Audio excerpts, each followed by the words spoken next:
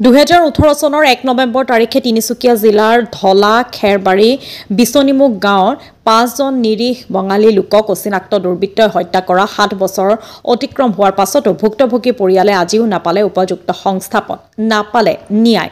সেই সময়ৰ তদানীন্তন মুখ্যমন্ত্ৰী শ্ৰীযুত সৰ্বানন্দ সোণোৱালৰ মন্ত্ৰীক্ৰমে শ্ৰীযুত কেশৱ মহন্ত, সাংসদ শ্ৰীযুত তপন গগৈ, মন্ত্ৰী শ্ৰীযুত পৰিমল শুক্লবৈদ্যই দিয়া প্ৰতিশ্ৰুতি ভুৱা হৈ ৰ'ল।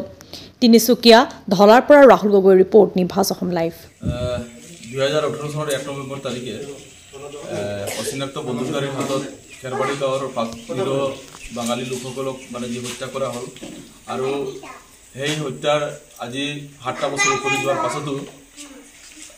উকলি যোৱাৰ পাছতো আজিও এই পৰিয়ালটোৱে সংস্থাপিত নাপালে ন্যায়। গতিকে আমি বাঙালী যুৱ ছাত্ৰ ফেডাৰেশ্যনৰ পৰা আজি এই যি শ্বহীদবেদী স্থলীত আহি উপস্থিত হৈ আমি অসম চৰকাৰক আমি বাৰম্বাৰ দাবী জনোৱা স্বত্তেও এই পৰিয়ালৰ যি 5টা পৰিয়াল আছে পৰিয়ালক সংস্থাপিত নকৰাৰ কাৰণে আমি গভীৰ উদ্বেগ প্ৰকাশ কৰিছোঁ আৰু আমি আজি এই শ্বহীদস্থলীৰ পৰা আমি অসম চৰকাৰৰ মাননীয় মুখ্যমন্ত্ৰী মহোদয়ক আহ্বান জনাব বিচাৰোঁ, যিহেতু এই 5টা পৰিয়াল আছিল নিজৰ পৰিয়াল।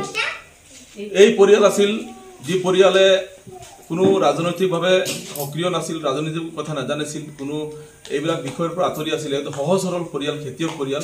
গতিকে এই পৰিয়ালক সংস্থাপনৰ দিয়াৰ কাৰণে আমি কি কৰিছিলোঁ, আমি স্থানীয় বিধায়ক বলিন চিতাদেৱক কেইবাবাৰো আমি স্মাৰকপত্ৰৰ যোগে বিষয়টো অৱগত কৰিছিলোঁ, যদিও আমি সফল পোৱা নাই। গতিকে আমি আশা ৰাখিছোঁ যে মাননীয় বিধায়ক মহোদয় হওক আৰু অসমৰ মাননীয় মুখ্যমন্ত্ৰী মহোদয়ে উক্ত বিষয়টিৰ ওপৰত গুৰুত্ব আৰোপ কৰি অহা নিৰ্বাচনৰ আগেই আমি যদি ক'ব বিচাৰোঁ, অহা নিৰ্বাচনৰ আগেই এই 5টা পৰিয়ালক সংস্থাপনৰ ব্যৱস্থা কৰি দিবৰ কাৰণে বাঙালী যুৱ ছাত্ৰ ফেডাৰেশ্যনৰ পৰা আমি বিনম্ৰভাৱে অনুৰোধ জনাইছোঁ।